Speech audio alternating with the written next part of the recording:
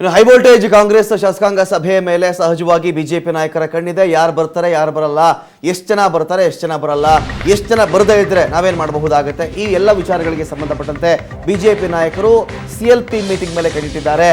ಸರ್ಕಾರ ಸುಭದ್ರ ಅಂತ ಹೇಳ್ತಾ ಇದ್ರು ಕೂಡ ಬಿಜೆಪಿಯ ಅಂಗಳದಲ್ಲಿ ವಿಶ್ವಾಸ ಜಾಸ್ತಿ ಆಗ್ತಾನೆ ಇದೆ. ಯಾವಾಗ ಇಲ್ಲಿ ಮಹಾರಾಷ್ಟ್ರದ ಸಂಸದರೊಬ್ಬರು ಕರ್ನಾಟಕದ ಕಾಂಗ್ರೆಸ್ ಪಕ್ಷದ ಗೋಕಾಕ್ನ ಶಾಸಕರೊಂದಿಗೆ ಮಾತುಕತೆ ನಡೆಸಿದ ಮೇಲೆ ಗೋಕಾಕ್ ಶಾಸಕರ ಕಡೆಯಿಂದ ಪಾಸಿಟಿವ್ ಸಿಗ್ನಲ್ಸ್, ಸಕಾರಾತ್ಮಕವಾಗಿರತಕ್ಕಂಥ ಸೂಚನೆಗಳು ಹೋದ ಮೇಲೆ ಬಿಜೆಪಿ ಪಡಸಾಲೆಯಲ್ಲಿ ಸಾಕಷ್ಟು ಖುಷಿ ಇದೆ. ಇಲ್ಲಿ ಇವರೇನು ಮಾಡ್ತಾರೋ ಮಾಡಲಿ, CLP ಮೀಟಿಂಗು ನಮ್ಗೆ ಎಷ್ಟು ಜನ ಬೇಕೋ ಅಷ್ಟು ಜನ ಜೊತೆ ಇದ್ದಾರೆ ಅನ್ನೋ ಕಾರಣಕ್ಕೂ ಇರಬಹುದೇನೋ. ಇನ್ನು ಮಾಜಿ CM ಯಡಿಯೂರಪ್ಪ ಮನೆಯಲ್ಲಿ ರಾಜಕೀಯ ಚಟುವಟಿಕೆ ಗರಿಗೆದರ್ತಾ ಇದೆ. ಮುರುಗೇಶ್ ನಿರಾಣಿ ಅವರು, ಜಗದೀಶ್ ಶೆಟ್ಟರ್, ಬಸವರಾಜ ಬೊಮ್ಮಾಯಿ ಅವರು ಕೂಡ ಯಡಿಯೂರಪ್ಪ ಅವರ ನಿವಾಸದಲ್ಲಿದ್ದಾರೆ. ಯಡಿಯೂರಪ್ಪ ಮನೆಯಲ್ಲಿ ಚರ್ಚೆ ನಡೆಸ್ತಾ ಇದ್ದಾರೆ ಎಲ್ಲ ನಾಯಕರು ಕೂಡ. ಅತೃಪ್ತ ಶಾಸಕರ ನಡೆಯ ಮೇಲೆ ಬಿಜೆಪಿ ಶಾಸಕರ ರೆಸಾರ್ಟ್ ವಾಸ್ತವ್ಯ ಕೂಡ ನಿರ್ಧಾರವಾಗುತ್ತೆ. ಆ ಕಾರಣದಿಂದಾಗಿ ರೆಸಾರ್ಟ್ನಲ್ಲಿರ್ತಕ್ಕಂಥ ಶಾಸಕರು ತಾವು ಹೇಳೋವರೆಗೂ, ಈ CLP ಮೀಟಿಂಗ್ನ ಹಣೆ ಬರಹ ನೋಡೋವರೆಗೂ ಕೂಡ ಕದಲುವುದು ಬೇಡ ಅನ್ನೋ ಸಂದೇಶವನ್ನು ಯಡಿಯೂರಪ್ಪನವರು ಕೂಡ ರವಾನಿಸಿದ್ದಾರೆ. ಮುರುಗೇಶ್ ನಿರಾಣಿ ಅವರಿದ್ದಾರೆ ಅಲ್ಲಿ. ಅನಂತರದಲ್ಲಿ ಸಾಕಷ್ಟು ಜನ ಬಿಜೆಪಿ ಮುಖಂಡರುಗಳು ಯಡಿಯೂರಪ್ಪ ಅವರ ನಿವಾಸಕ್ಕೆ ಇಲ್ಲಿ ಆಗಮಿಸ್ತಾ ಇದ್ದಾರೆ. ಬಸವರಾಜ ಬೊಮ್ಮಾಯಿ ಅವರು ಕೂಡ ಅಲ್ಲಿಗೆ ಬಂದಿದ್ದಾರೆ. ಜಗದೀಶ್ ಶೆಟ್ಟರ್ ಅವರು ಕೂಡ ಅಲ್ಲಿದ್ದಾರೆ. ಎಲ್ಲರೂ ಸೇರಿ ಸಭೆಯನ್ನ ಮಾಡ್ತಾ ಇದ್ದಾರೆ. ಇತ್ತೀಚಿನ ದಿನಗಳಲ್ಲಿ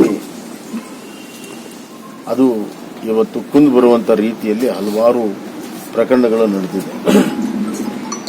ಕಾಂಗ್ರೆಸ್ ಪಕ್ಷ ದೇಶದ ಇತಿಹಾಸದಲ್ಲಿ ಪಕ್ಷಾಂತರಿಯನ್ನು ಮಾಡುವಂತಹದ್ದು, ದೇಶದ ಇತಿಹಾಸದಲ್ಲಿ ಸರ್ಕಾರವನ್ನು ಕೆಡುವಂಥದ್ದು, ಇದರಲ್ಲಿ ಬಹಳ ಹಳೆ ಟ್ರ್ಯಾಕ್ ರೆಕಾರ್ಡ್ ಇದೆ.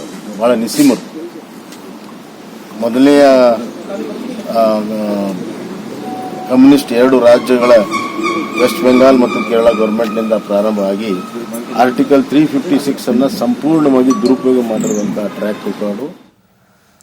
ಲೀಡರ್ಸ್ಗಳಿಗೆ ಪ್ರತಿನಿಧಿ ರವಿ ಶಿವರಾಮ್ BSY ಅವರ ಧವಳಗಿರಿ ನಿವಾಸದಿಂದ ನೇರ ಸಂಪರ್ಕದಲ್ಲಿದ್ದಾರೆ. ರವಿ ಶಿವರಾಮ್, ನೋಡ್ತಾ ಇದ್ದೀವಿ BSY ಅವರ ನಿವಾಸದಲ್ಲಿ ಚಟುವಟಿಕೆ ಗರಿಗೆದರ್ತಾ ಇದೆ. ಅಂದ್ರೆ ಎಲ್ಲೋ ಈಗ CLP ಮೀಟಿಂಗು ಸಕ್ಸಸ್ ಆಗ್ತಾ ಇದೆ, ಎಲ್ಲರೂ ಬರ್ತಾ ಇದ್ದಾರೆ ಅಂದಾಗ ಇಂತಹ ಉತ್ಸಾಹಗಳು, ತಮ್ಮ ನಾಯಕರನ್ನ ಭೇಟಿ ಮಾಡಬೇಕು ಅನ್ನೋ ಆಸೆ ಅಷ್ಟು ದೊಡ್ಡ ಮಟ್ಟದಲ್ಲಿ ಇರಲಾರದು. ಆದರೆ ಅಲ್ಲಿ ಸಂಜಯ್ ಪಾಟೀಲ್ರು ಗೋಕಾಕ್ ಶಾಸಕರನ್ನ ಭೇಟಿ ಮಾಡಿದ ಮೇಲೆ ಚಟುವಟಿಕೆಯಲ್ಲಿ ಜಾಸ್ತಿ ಆಗ್ತಾ ಇದೆ. ಅನೇಕ ನಾಯಕರು BSY ಅವರ ಮನೆಗೆ ಬರ್ತಾ ಇದ್ದಾರೆ ಅಂತ ಹೇಳಿದ್ರೆ ಏನಂತ ನಾವು ಅರ್ಥ ಮಾಡ್ಕೊಳ್ಬೇಕಿದನ್ನ ಅಂತ. ರಬಗಂಟ್, ಬಿಜೆಪಿ ಪಾಳ್ಯದಲ್ಲಿ ಎಲ್ಲಿಯೂ ಕೂಡ ಉತ್ಸಾಹ ಕುಂದಂತೆ ಕಾಣ್ತಾ ಇಲ್ಲ. ಕಳೆದ 2-3 ದಿನಗಳಿಂದ ಆಪರೇಷನ್ ತುಸಾಯಿತು. ಅತೃಪ್ತರು ಈಗಾಗಲೇ ಕಾಂಗ್ರೆಸ್ ಶಾಸಕರ ಲೀಡರ್ಗಳ ಸಂಪರ್ಕದಲ್ಲಿದ್ದಾರೆ ಹೇಳುವಂತ ಮಾತುಗಳು ಕೇಳಿ ಬಂದಿದ್ವು ನಿಜ. ಆದ್ರೆ ಬಿಜೆಪಿ ಪಾಳ್ಯದಲ್ಲಿ ಇದ್ದಂತ ಉತ್ಸಾಹ, ರಣೋತ್ಸಾಹ ಎಲ್ಲೂ ಕೂಡ ಕುಗ್ಗಿರಲಿಲ್ಲ ಅನ್ನುವಂಥದ್ದು ಅಷ್ಟೇ ಸ್ಪಷ್ಟ. ಅದರ ಮುಂದುವರೆದ ಭಾಗ ಎನ್ನುವಂತೆ BS ಯಡಿಯೂರಪ್ಪ ಅವರ ನಿವಾಸದಲ್ಲಿ ಈಗ ಮಾಜಿ CM ಜಗದೀಶ್ ಶೆಟ್ಟರ್ ಇರಬಹುದು, ಬಸವರಾಜ ಬೊಮ್ಮಾಯಿ ಇರಬಹುದು, ಮುರುಗೇಶ್ ನಿರಾಣಿ ಇರಬಹುದು, ಹಾಗೆ GM ಸಿದ್ದೇಶ್ ಇರಬಹುದು, ಇವರೆಲ್ಲರೂ ಕೂಡ ಬಂದು ಸಾಕಷ್ಟು ಮಾತುಕತೆ ನಡೆಸಿದ್ದಾರೆ. ಈ ಮಾತುಕತೆ ಮಹತ್ವವನ್ನು ಪಡೆದುಕೊಂಡಿದೆ. ಯಾಕೆಂದ್ರೆ ರಮಕಾಂತ್, 3ವರೆಗೆ CLP ಮೀಟಿಂಗ್ ಇದೆ. ನಿನ್ನೆ BS ಯಡಿಯೂರಪ್ಪ ಮಾತನ್ನ ಬಹಳ ಸ್ಪಷ್ಟವಾಗಿ ಹೇಳಿದ್ರು. ನಾಳೆ CLP ಮೀಟಿಂಗ್ ಇದೆ, ಅದರ ಬಣ್ಣ ಬಯಲಾಗತ್ತೆ ಹೇಳುವಂತ ಮಾತನ್ನ.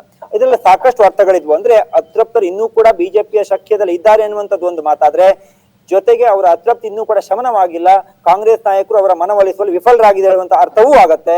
ಹಾಗಾಗಿ BS ಯಡಿಯೂರಪ್ಪ ನಿನ್ನೆ ಕೊಟ್ಟಂತ ಆ ಒಂದು ಹೇಳಿಕೆ ಬಹಳ ಸೂಕ್ಷ್ಮವಾಗಿತ್ತು. ಅವರ ಬಣ್ಣ ಬಯಲಾಗತ್ತೆ ಅನ್ನುವಂಥದ್ದು. ಇವತ್ತು ಕೂಡ CLP ಮೀಟಿಂಗ್ ಮೇಲೆ ಬಿಜೆಪಿ ಯಾಕೆ ದೃಷ್ಟಿಯನ್ನು ಇಟ್ಟಿದೆ ಅಂದ್ರೆ, ಒಂದು ರಿಸಲ್ಟ್ ರಾಜಕಾರಣ ಮುಕ್ತಾಯವಾಗತ್ತ ಅನ್ನುವಂಥದ್ದು. ಬೆಳಿಗ್ಗೆ ಹೇಳ್ತಾ ಇದ್ರು BS ಯಡಿಯೂರಪ್ಪನವರು ನಮ್ಮ ಶಾಸಕರು ನಾಳೆ ಬರ್ತಾರೆ ಅಂತ. ಆದ್ರೆ ಈಗ ಜಗದೀಶ್ ಶೆಟ್ಟರ್ ನಮ್ಮ ಜೊತೆ ಮಾತನಾಡಿದಾಗ ಹೇಳಿದ್ರು, ರಿಸಲ್ಟ್ ಇಂದ ಬರಬೇಕೋ ಬೇಡವೋ ಅನ್ನೋದನ್ನ ವರಿಷ್ಠ ತೀರ್ಮಾನ ಮಾಡ್ತಾ ಇರುವಂತದ್ದು. ಹಾಗಾಗಿ ರಿಸಲ್ಟ್ ನ ಇರುವ ಶಾಸಕರು ಕೂಡ ಅಲ್ಲೇ ಇರುವಂತ ಸಾಧ್ಯತೆ ಇದೆ. CLP ಮೀಟಿಂಗ್ಗೆ ಗೋಕಾಕ್ ಶಾಸಕರು ಸೇರಿದಂತೆ 2-3 ಜನ ಅತೃಪ್ತರು ಗೈರಾಗಿದ್ದಲ್ಲಿ ಈ ರಾಜಕೀಯ ಚಟುವಟಿಕೆ ಇನ್ನಷ್ಟು ಗರಿಗೆದರುತ್ತೆ. ಬಿಜೆಪಿ ಏನ್ ಮಾಡ್ಬೇಕು, ಒಂದ್ ವೇಳೆ ಸರ್ಕಾರ ಬೀಳತ್ತಾ ಅಥವಾ ಹೀಗೆ ನಿಗೂಢವಾಗಿರುತ್ತಾ ಅನ್ನುವಂಥದ್ದು ಗೊತ್ತಾಗತ್ತೆ. ಈಗ ಈ ಶಾಸಕರ ಸಂಖ್ಯೆ 15 ಬೇಕು, 16 ಬೇಕು, ಈ ತರ ಮಾತೆಲ್ಲ ಕೇಳಿದ್ವಲ್ವಾ. ಈಗ 2 ಗೈರಾದ್ರೆ ಸಾಕು, 3 ಗೈರಾದ್ರೆ ಸಾಕು, 4 ಗೈರಾದ್ರೆ ಸಾಕು ಅಂತ ಕೂಡ ಕೇಳಿ ಬರ್ತಾ ಇದೆ ನಮಗೆ. ಸಾಕಾಗುತ್ತಾ? 4 ಜನ ಬರ್ಲಿಲ್ಲ, 5 ಜನ ಬರ್ಲಿಲ್ಲ, 2 ಬರ್ಲಿಲ್ಲ, 3 ಬರ್ಲಿಲ್ಲ ಅಂತ ಹೇಳಿದ್ರೆ ಓಕೆನಾ ಅದು ನಂಬರ್ಸು? ರಮಾಕಾಂತ್, ಈಗ 16 ಜನ ಶಾಸಕರೇ ಬೇಕು ಅಂತಿಲ್ಲ ಬಿಜೆಪಿಗೆ. ಬಿಜೆಪಿ ಎಲ್ಲಿಯೂ ಕೂಡ ಸರ್ಕಾರ ರಚನೆ ಮಾಡೋದತ್ತ ದಾಪಗಾಲ ನೆಟ್ಟಿಲ್ಲ. ಆದ್ರೆ ಅತೃಪ್ತ ಶಾಸಕರಲ್ಲಿ 4 ಜನ ಒಂದು ವೇಳೆ ರಾಜೀನಾಮೆಯನ್ನ ಕೊಟ್ಟಿದ್ರೆ ಅವರು ಸ್ವಂತ ಬಲದಿಂದ ಗೆಲ್ಲುವಂತ ಶಕ್ತಿಯನ್ನ ಇಟ್ಕೊಂಡಿದ್ದಾರೆ ಹೇಳುವಂತದ್ದು ಬಿಜೆಪಿ ಕೂಡ ಗೊತ್ತಿದೆ. ಹಾಗಾಗಿ 4 ಜನ ಅತೃಪ್ತ ರಾಜೀನಾಮೆಯನ್ನ ಮೊದಲು ಕೊಟ್ಟು ನಂತರ ಬರುವಂತವರಿಗೆ ಒಂದು ದಾರಿಯನ್ನ ಮಾಡಿಕೊಟ್ಟಂತ ಆಗತ್ತೆ ಹೇಳುವಂತದ್ದು ಬಿಜೆಪಿ ತಲೆಯಲ್ಲಿರುವಂತ ವಿಷಯ.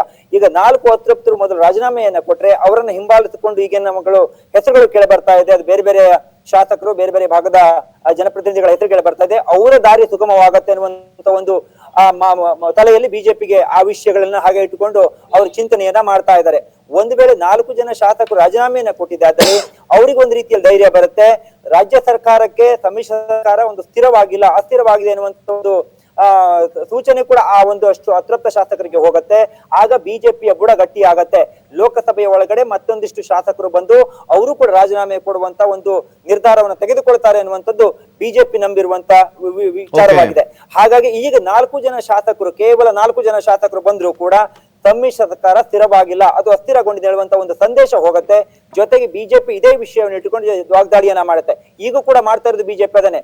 4 ಜನ ಇರಬಹುದು ಅಥವಾ 5-6 ಜನ ಅತೃಪ್ತರು ಇರಬಹುದು, ಅವ್ರು ಅಲ್ಲಿರುವಂತಹ ಅಸಮಾಧಾನವನ್ನು ಸರಿ ಮಾಡ್ಕೊಳ್ಬೇಕೆ ಹೊರತಾಗಿ ಬಿಜೆಪಿ ಮೇಲೆ ಗೂಬೆ ಕೂರಿಸಬಾರ್ದು ಅನ್ನುವಂತ ಮಾತನ್ನ ಬಿಜೆಪಿ ಈ ರೀತಿಯ ಒಂದು ರೀತಿಯಲ್ಲಿ ರಾಜಕಾರಣವನ್ನ ಮಾಡ್ತಾ ಇದೆ.